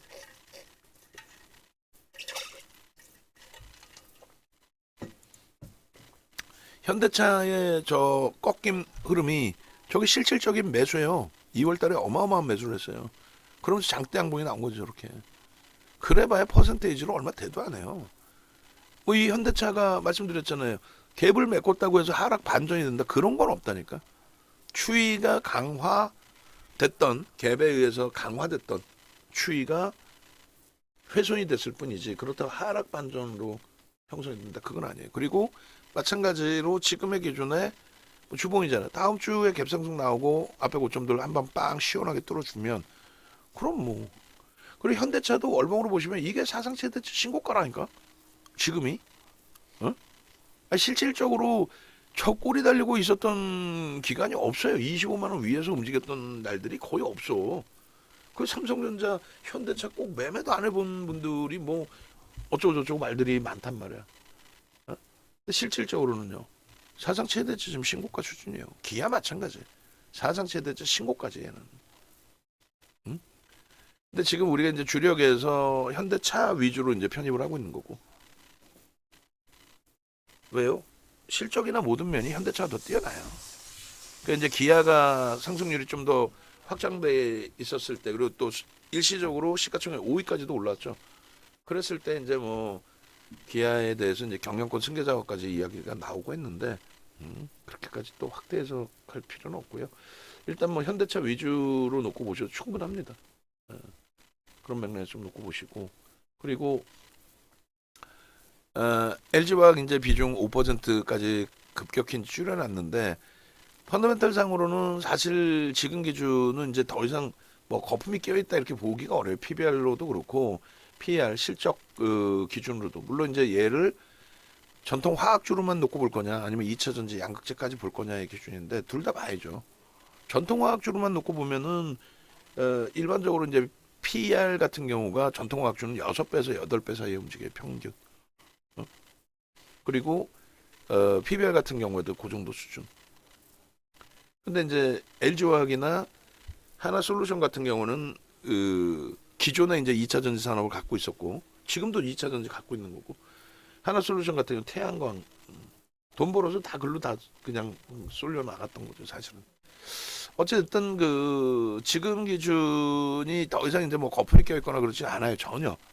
실적도 영업이익이 우리나라 기준에 5위 수준에서 영업이익을 내고 있고, 근데 이제 수급이나 전체 이제 거래가 너무 좀 꼬여 있기 때문에, 그래서 결론은 LG화학 같은 경우에 비중을 5%를 남겨놨는데 그 비중마저도 다음 달에는 전환시킬 수 있어요. 나는 손실이 너무 많아서 비중도 너무 높아서 전환을 못하겠다. 그러면 안 되죠. 그러면 안 돼. 그러면 안 되고, 언제든지 이제 뭐 거래 터지고 움직임이 나온다면 또 들여다보겠습니다만 지금의 기준은 예를 들어서 얘를 단계별로 줄였을 때 단계별로 줄여서 하이닉스에 집중했다면 그러니까 외부에 계신 분 중에서도 그런 분이 계세요. 마지막 이제 그 만기가 돼서 연장을 할까 말까 고민을 하셨던 상황에 결국 이제 내가 또 혼자 한번 해보겠습니다. 또 포트폴리오 구성해놨으니까 그대로 가보겠습니다. 거의 대부분이 유지를 못해요. 우리 그 황태자 선생님도 어제 만났는데 결국은 하이닉스를 정리를 하셨더라고. 하이닉스를 아쉽게도. 그러니까 수익률이 얼마 정도의 정리를 하신 거지? 제가 어제 듣긴 했는데. 그러니까 지금 수익률을 다 망측을 못 하시고 뭐 다른 것도 더 좋은 거 갖고 계시면 더 좋겠지만은.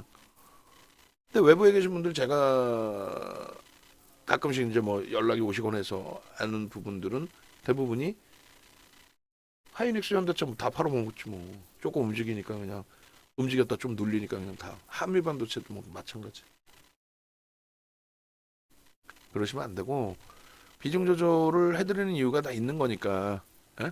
그 비중 조절 해드리는 것에 잘 쫓아오시고 KB금융이 올해 들어서 우리나라 외국기관 쌍끌음 매수 순매수 최상이에요. 3인가 뭐 그렇죠. 응? KB금융이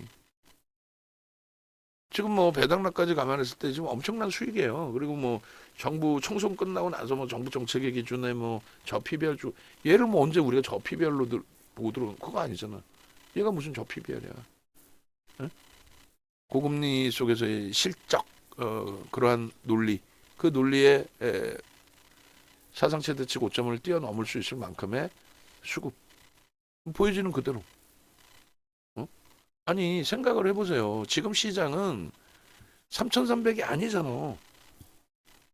2,700도 겨우겨우 뭐 돌파했다가 지금 겨우겨우 지켜낸 건데 얘네들은 우리가 갖고 있는 주력은 전부 사상 최대치 신고가인 거예요 사실상.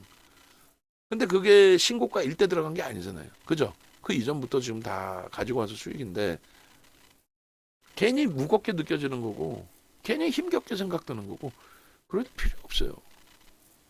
한국전력이 지금 그 포트에서 LG와 아까 조금 많이 힘겨운 상황이긴 합니다만 이제부터 뭐 또 스타트 잡히면 되죠. 총선 끝났으니 이제 그 뭐 정규역은 뭐 더 안 올려도 상관없어요. 지금 정도만 돼도 컨센서스 자체 실적 자체 뭐 상상 초월하니까. 그래서 한국전력까지의 주력 포트폴리오를 잘 대처해 나가시면 되고요. 그 다음에 이제 오늘 이수페타시스의 수급이 쌍끌이로 들어왔는데 뭐 주가는 슈팅을 날려주고 한번 가줄 줄 알았는데 아쉽게도 멈췄어요. 근데 뭐 월봉도 마찬가지고요. 주봉 아까 잘라서 보여드렸는데요. 누적적인 수급 부분이 오늘까지 해서 10% 수준이 들어왔어요. 그렇게 해서 뭐 아까 우리가 올려드린 날짜 기준에 이수페타시스 다시 한번 잘라주시고 아까 올려드렸던 날짜 기준으로 9월 10일이었나요? 그리고 1월 20일부터 해서 현재까지의 기준도 올려주세요. 1월 20일부터 그래서 두 가지로 올려주세요.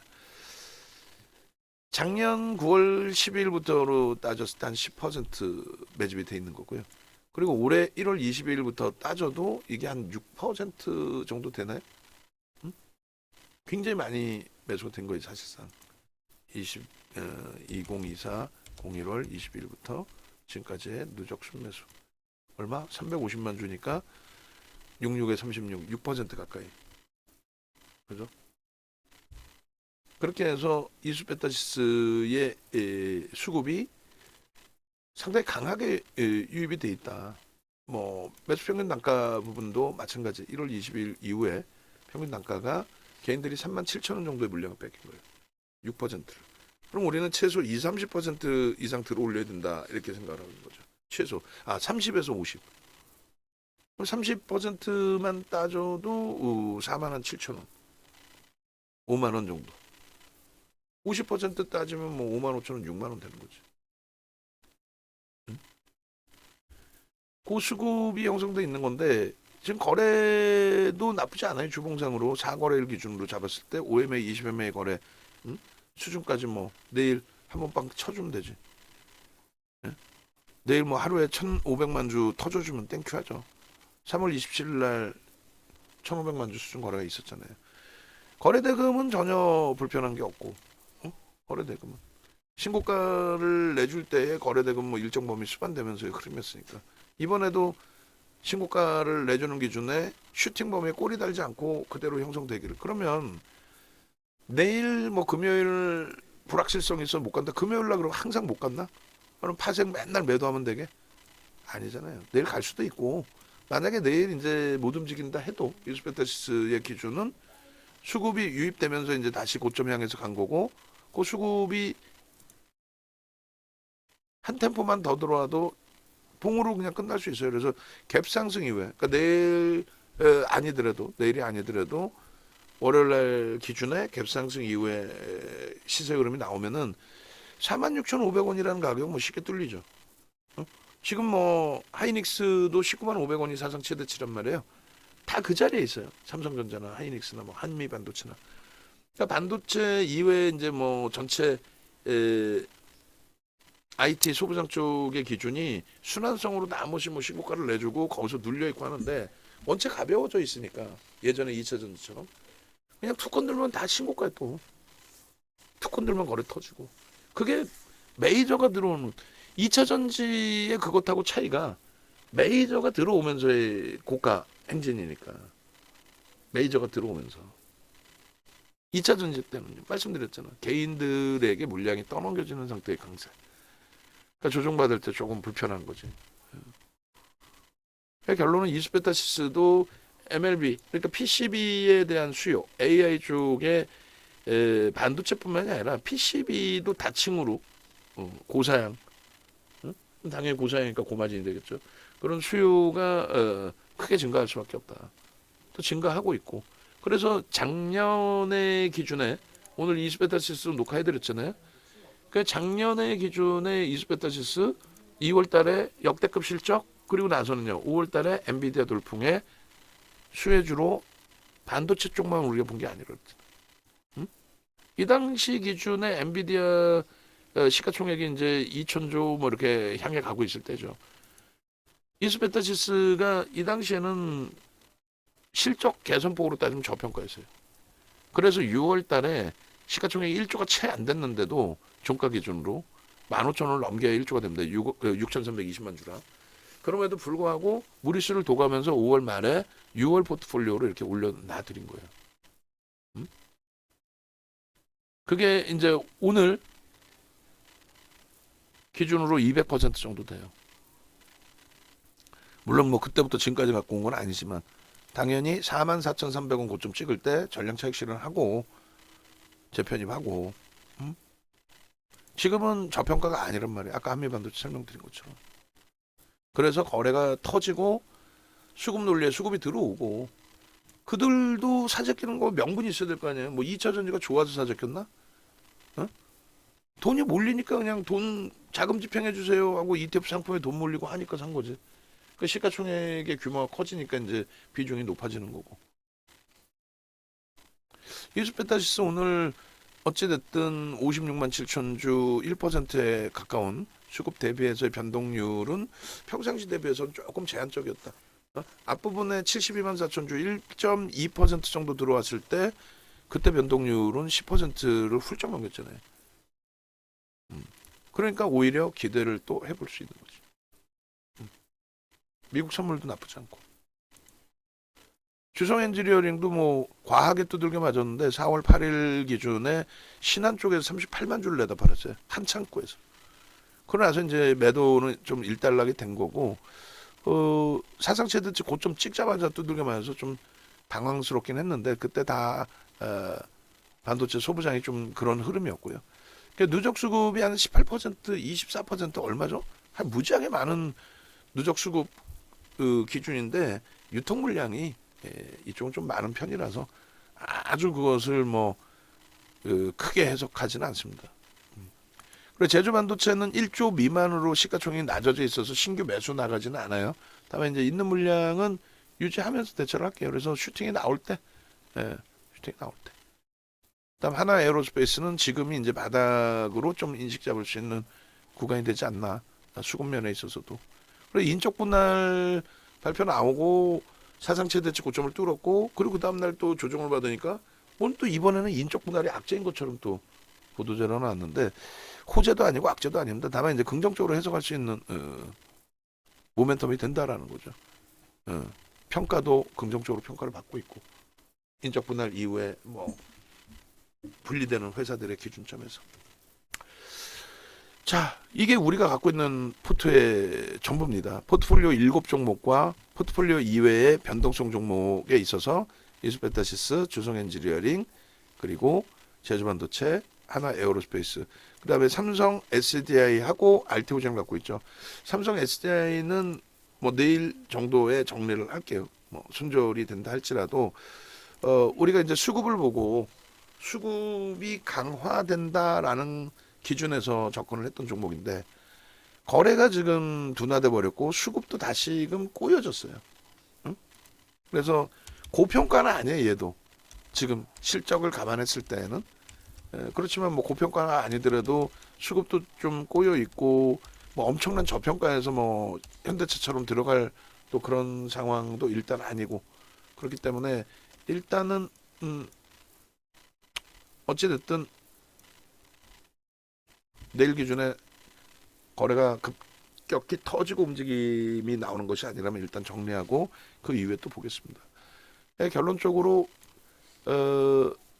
포트폴리오의 기준에 있어서 하이닉스 부분이 언제 그랬냐는 듯이 사상 최대치 고점 19만 500원 수준까지 다 올려져 있어요.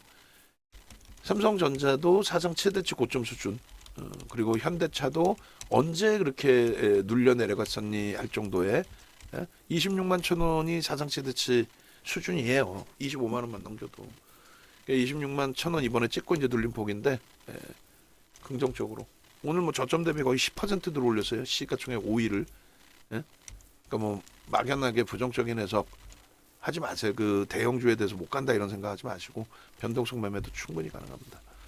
그러니까 KB금융도 오늘 뭐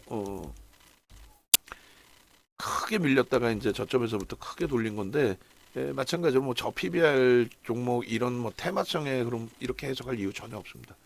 그러니까 한미반도체 메타방이 조금 아쉬운 거죠. 하여간에 2기 때는 우리가 이제 강연회 때 명확하게 그 메타방 운영 정책에 대해서 좀 교육을 해드릴 거고 어찌됐건 뭐 시가총액 극대형주 위주에서 우리가 한미반도체에서도 메타방도 수익을 냈었고 근데 4월 수익을 다 놓쳐버리고 또 오늘의 수익도 메타방기 중에서 좀 놓쳐버리는 좀 아쉬움이 있었죠. 2기 때부터는 이 회전을 매매를 조금 더 타이트하게 진행을 잘 할 수 있도록 그렇게 해서 당일 기준에 현금이 있어야 되겠죠. 뭐 현금을 항상 마감 전에 현금을 좀 만들어 놓고 그리고 당일 기준에 검색기에서 이렇게 종목이 나오잖아요. 종목 검색기에 검색하면 종목이 나오고 오늘도 충분하게 훌륭한 종목군들이 나왔는데 그죠? 그래서 이스페타시스도 떴을 때 뭐 들어갔어야 되는데 좀 늦게 들어갔어요. 지금 평가 금액이 51% 정도 되는 것 같아요. 51? 시간에서 뭐 소폭 가격 반발력은 있긴 한데 빠르면 내일이고 늦어도 다음 주에는 신고가를 뚫을 수 있는 기준으로 해석을 합니다. 이스페타시스도 빠르면 뭐 내일도. 그래서 요 기준에 이제 뭐 종목 검색기에서 이렇게 튀어나오잖아요. 그 보시면 뭐 현대 일렉트릭 같은 경우도 HD 현대 일렉트릭 같은 경우도 매수 신호 나오고 재진입 신호 나오고 뭐 탈퇴 신호까지 다 나와준단 말이야. 현대차 같은 경우도 우리는 이제 그 마이너스권에서부터 잘 매수를 했고 재진입 탈퇴 뭐 매수 뭐 계속 한미반도체 마찬가지였죠. 한미반도체 차익 실현까지 신호가 명확하게 여기서는 지금 안 나온다. 탈퇴가 된 종목은 이제 안 나오니까 그래서 오늘 뭐 한미반도체 같은 경우에 14만 1,700원으로 끝났는데 차익 실현 범위를 말씀드린 이유는 아까도 설명드린 것처럼 주력주의 비중 가져가는 거예요. 근데 이제 비주력 그 변동성 매매로 접근했다 하는 그 물량만큼은 요 진입 글자 안 가리게 이렇게 밑으로 더 내려놓으세요. 박스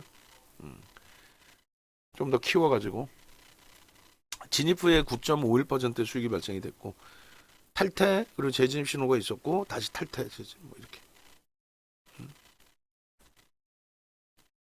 결론적으로 요 위에도 리율로 돼 있네. 이거 5분봉 5자로 뭐 고쳐놓든지 10분봉이면 10분봉 10자로 고쳐놓든지 10분봉인 것 같은데. 그래서 검색기를 이렇게 이제 활용하셔서 좀 대처를 하시는 기준 얼마나 좋아요. 검색기 활용해서 대처하는 기준. 그리고 어쨌든 그 포트폴리오 이제 재차 영상도 올려드리고 또 올려드릴 텐데 뭐 기아 같은 경우도 한순간이죠. 뭐 어려워하실 필요 자체가 없어요. 지금 그 우리 포트폴리오 구성 남들이 보면 얼마나 부럽겠어요 저거. 응? 알테오젠 17만 3,500원 좀 기대를 했는데 얘도 내일 봐서 변동이 안 나오면 정리합니다. 내일 봐서 변동성이 거래가 안 나오면 거래가 좀 뭐 펀더멘털상으로 들어간 게 아니니까. 그다음에 하나 에어로스페이스는 계속 유지하면서 대처하는 걸로 가져가고요. 그다음에 삼성 SDI는 뭐 말씀드린 것처럼 내일 정리의 기준을 설정할 수 있다. 손절이 되더라도. 그다음 주성 엔지니어링도 일단 뭐 유지. 이수페타시스도 신고가를 다시 또 보는 거죠. 주성도 그렇고 얘도 그렇고. 그다음 제주반도체도 유지. 그렇게 해서 일단은 제주반도체 얼마에 지금 25,350원. 얘도 뭐 가볍기 때문에 일단 1조 미만이니까 이제 건망으로 얘는 설정을 잡아놓고 그리고 내일 정리할 수 있는 쪽에 삼성 SDI도 건망으로 해놓고 밑으로 내려놓을게요. 그리고 알테오젠도 내일 거래가 수반되지 않으면 무조건 현금화합니다. 그렇게 해서 좀 몸집 가볍게 하고 어제도 이제 뭐 미팅 때 얘기가 나왔던 내용인데 뭐 어제 이제 케빈 선생님하고 이제 황태자 선생님 이렇게 뵙고 뭐 약주도 한잔 하시고 뭐 여러 대화도 나눴는데 주력주 이외에 변동성 매매로 들어간 뭐 IT 쪽 예를 들면 동진세미캠, 대덕전자, 하나마이크론, 가온칩스, 뭐 고용 굉장히 많아졌었잖아요. HPSP도 사실 갖고 있었고 그 싹 다 정리해서 한미반도체로 결국은 화요일날 압축했죠. 굉장히 잘했잖아요. 그죠? 오늘 뭐 슈팅 제대로 나와줬고 그러니까 그 압축한 종목군들에 대해서 일단은 결과가 잘 나왔다. 그렇게 이제 해석하시고 방산주 압축한 이제 뭐 하나 에어로스페이스에서도 뭐 슈팅 나와주고 됩니다. 그러면 이제 굉장히 가벼워지는 거예요. 일단은 뭐 제주반도체도 1조 미만이니까 관망이라고 한다면 우리의 주력주 이외의 종목은 3개뿐이 없는 거예요. 기아도 뭐 주력주니까 하나, 그다음에 주성, 이수, 그죠? 그리고 이제 거래 터지는 종목 어느 쪽이든 있으면 그쪽 편안하게 됐죠? 그렇게 해서 뭐 외부에 계신 분들도 내가 왜 계좌에 수익이 안 나느냐 그 부분을 꼭 생각을 하세요. 왜 안 나실까요? 삼성전자 하이닉스 좋은 건 알겠는데 다른 쪽에 뭐 과금하고 뭐 같이 아무리 해봐야 결국은 삼성전자 하이닉스 설명 실컷 해놓고 그것도 남의 거 베껴다가 자기 머릿속에 들은 내용 하나도 없죠. 윤종우처럼 뭐 몇 년도에 이랬다 저랬다 하나도 모르잖아. 그렇게 하고 난 다음에 결론은 뭘 살까 그러면 어디 이상한 소형주 거래도 없는 장비 부품 업체들 그러니까 계속 실패가 되는 거예요. 거기다가 뭐 낙폭과대주라고 2차 전지를 사라고 그러질 않나. 또 바이오 쪽으로 움직이면 다 오르고 난 다음에 그러니까 결론은 수익이 안 나는 겁니다. 그러니까 비중에 대해서 완벽하게 설정할 수 있고 주력주에서 완벽한 수익을 낼 수 있고 그게 가장 중요한 거예요. 그래서 외부에 계신 분들도 당연히 합류하셔서 수익 좀 가져가시고 그 다음에 우리 내부에 계신 분들도 이번 강연회 자체가 여러분들의 주식 인생을 완전히 바꾸실 수 있어요. 작년 2월 말에 콘네드 강연회에서 에코프로 작년 4월 1일 날 HTS 버전 나와서 강연회 예? VVIP 강연회 했을 때가 역시나 에코프로와 포스코 그룹주. 그리고 작년 8월 달 강연회에서가 그때가 포스코 DX 레인보우 로보틱스. 그리고 작년 10월 달 강연회가 9월 10월 시장 박살났을 때 아니에요. 근데 10월 13일 날 오신 분들 얼마나 행복했어. 황태자님도 종목이 10개로 막 어? 그 10개 종목이 주력 포트폴리오도 아니고 전부 뭐였어요? 전부 그냥 변동성 매매합니다라고 문자 나간 종목. 근데 장이 깨졌으니 다 이탈 붕괴가 되죠. 다행히 2차 전지에서 7월 말에 차익 실현 기가 막히게 완벽하게 차익 실현 우리는 다 했기 때문에 포스코 피추엠에서의 엄청난 수익, 또 포스코 DX에서의 수익, 그리고 나서 이제 10종목 분산해갖고 갖고 계시는 거 포트 어떻게 하면 좋을까요? 교육해드렸잖아 당일날. 전략 매도. 왜 주력주가 단 하나도 없어. 하이닉스 매수 끝. 그게 12만 3천 원이에요. 응? 그게 12만 3천 원에 그때 2천 주였나요? 8월 14일 날. 10월 16일 날 그래서 결국은 그 포트를 올려주셨죠. 아 행복해라고. 근데 이제 결국 혼자 매매하시면서 뭐 자금이 이제 다른데 좀 필요하셨다고 해요. 사모 들어간 게 있어서 상장사도 갖고 계시고 뭐 그래요. 그래서 뭐 자금이 좀 이제 필요한 것도 있고 해서 이제 정리를 하셨다고 하는데 제가 볼 땐 뭐 자금이 뭐 돈이 없으신 분도 아니고 그러니까 정리를 그냥 하신 거지. 예, 하이닉스를 좀 아쉽게 수익을 좀 많이 내긴 하셨는데 지금 우리가 이제 갖고 있는 그 범위처럼의 수익이 아니라 그래서 지금 보시면은 하이닉스 이렇게 돼 있죠. 포스코 DX만큼은 유지하고 싶습니다라고 이제 기준이 잡히신 거고 이때 10종목 정리해서 예를 들어서 8천만 원 손실이 됐단 말이에요. 10종목의 기준에. 여기서 이제 그 2억 5천을 들어가신 건가 예를 들면 그러니까 2억 5천에서 어제 7천만 원 정도 수익 내고 하셨다는 것 같아. 그러니까 30% 정도 수익 내고 그러니까 14만 원, 15만 원대 파신 건가요? 그럼 15만 원, 16만 원? 뭐 그 정도도 만족은 하시더라고. 근데 우리는 더 간다라고 일단 기준을 잡고 있는 거죠. 포스코 퓨처엠 이렇게 차익 실현하시고 43%. 그러니까 자산이 굉장히 많이 증가하신 거예요. 회원가입 하시고 2억 수준의 1억 5천 수준의 계좌였나? 그 계좌가 3억 이상이 된 거니까 더블 이상이 난 거죠. 그러니까 또 연락 오시고 6월에 복귀합니다. 한번 찾아뵙고 싶습니다. 그래서 뭐 케빈 선생님하고 어제 만난 거고 그렇게 해서 외부에 계신 분들도 강연에 오셔서 HTS 버전을 가지고 가시든 엔캠 같은 경우는 뭐 내리 4월 1일부터 내리 떴었잖아요. 윤정두는 엔캠을 1월 달부터 해서 10만 원에서부터 잡아서 35만 원까지. 근데 요번 흐름에서는 조정 22만 원까지 받고 걔가 들어 올려줘야 될 이유를 저는 전혀 알 수가 없었으니까.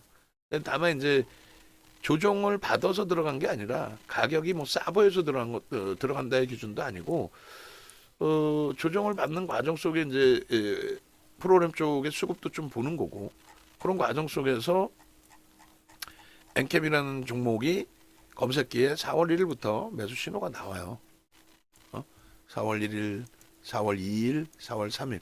그러니까 4월 1일 저 신호 나온 거 그냥 저 신호로만 따져도 23만 6천 원에 거의 40만 원까지 올라왔죠. 그러니까 검색기 하나만 갖고 계셔도 근데 HTS 버전은 한 번 받으시면 평생을 쓰실 수 있는 거고 그 평생을 쓰실 수 있는 기준에 매수 매도 띵동 소리까지 다 나가. 띵동 매수하세요. 띵동 매도하세요. 그리고 마찬가지로 자동 매도의 기준까지 교육을 받아 가질 수 있어요. 그래서 자동적으로 이제 나는 자꾸 볼 일이 있어서 다른 거 볼 일 보다가 매도를 못해서 좀 그래요. 자동 매도 기능이 있으니까 활용하시고 하시면 돼요. 자, 그래서 일단은 전화 주시고요. 자산 규모가 한 1억 이상이신 분들은 어찌됐든 이렇게 참여하셔서 함께 하십시오. 이번 달에도 보통 한 달에 한 명 정도가 이탈이 되실까 말까 해요. 보통 이제 가입하시고 뭐 한 10일 이내 보통들 적응 안 되시는 분들은 이탈이 되시고 하는데, 사실 그 2일 날, 그러니까 2일이 아니라 화요일 날 한 분이 이탈이 되시긴 했는데 한 8일 되신 것 같아요. 어? 가입하시고 좀 많이 아쉬운 거죠. 그러니까 이탈하신 이유는 다른 게 다 필요 없어요. 뭐 채팅방에 뭐 글이 많네, 뭐 문자가 많네, 다 필요 없어. 가입하신 기간 동안에 종목 뭐 포트폴리오나 종목 매매 사인을 받았는데 시장이 어려웠든 뭐 종목이 어려웠든 하여간에 어려우니까 기대했던 수익이 안 나니까 탈퇴하시는 거지. 근데 이제 대부분의 분들이 점잖으시다 보니까 말씀하신 내용이 나 이민 가요. 진짜로 이민 가신다고 그래. 혹은 뭐 내가 예상치 못하게 뭐 아파트 당첨이 되고 분양이 돼서 뭐 돈을 넣어야 된다. 이렇게 이제 말씀을 하세요. 근데 대부분 다 필요 없어. 그 이외에도 이제 뭐 문자가 너무 많네. 카톡방에 뭐 매수를 이걸 뭐 하라는 거야 말라는 거야 막. 응? 근데 생각해 보세요. 오늘도 하루 종일 매수해 나간 게 하루 종일 한문반도체 그리고 차익 실현까지. 그다음 하루 종일 현대차 그리고 이수베타시스 하나 에어로스페이스 뭐 이렇게 나왔단 말이에요.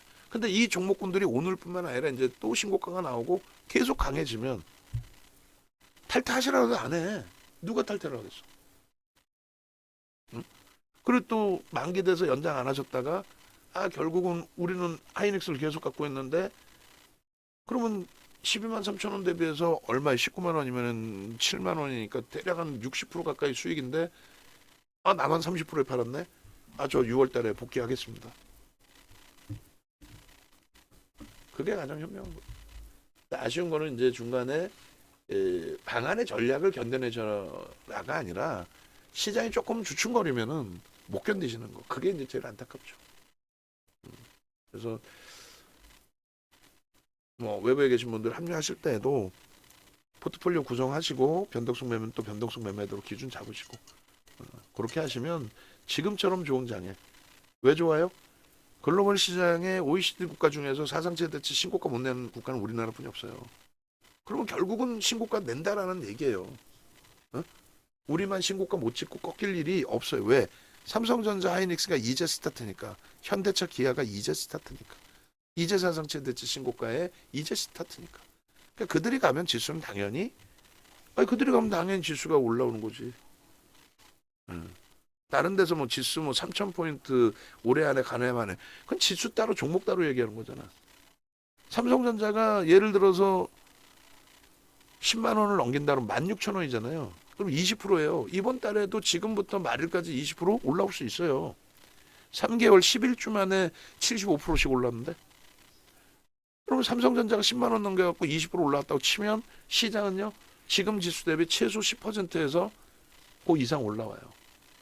왜? 주력주가 단기적으로 시장 대비 1.5배, 3배 움직인다 그랬잖아. 그럼 최소 10%면 그게 3천이에요. 뭐 지수를 왜 따로 얘기를 하는지 나 이해를 못하겠어. 왜 지수를 따로 얘기해? 삼성전자가 10만 원 목표치 있잖아요. 지금 10만 원 넘긴다고 그러잖아. 뭐 12만 원 얘기도 나오잖아. 10만 원만 넘겨도 지수는 3천이라니까. 12만 원 가면요. 당연히 3,300 넘기는 거지. 그게 뭐나 된다고. 그러면 그 흐름이 어떤 상황이 되냐면 그 흐름은 뭘 사도 다 가요. IT? 뭘 사도 다 강세잖아, 솔직히. 그죠? 그 IT의 기준의 순환성으로 어떤 애가 또 빨릴 것이냐. 어? 당장 금요일날 기준에 이수베타시스가 추가적인 자금 집행이 들어와야만 강세를 띠겠지. 만약에 금요일날 오히려 자금 집행을 하는 게 아니라 기존 물량 다른 데서 또 매도를 해버려? 그럼 조정 나오겠지. 그런 부분을 누적적으로 또 지금의 거래량 거래대금의 기준에서 또 시장 분위기에 따라 또 누가 샀는지 그런 걸 해석하면서 수익률을 그나마도 좀 더 극대화하는 거. 그게 포트폴리오의 전략인 겁니다. 자, 영상 올려드릴 테니까요. 두 번, 세 번씩 다시 보시고 함께 하셔서 좋은 수익 내시기 바랍니다.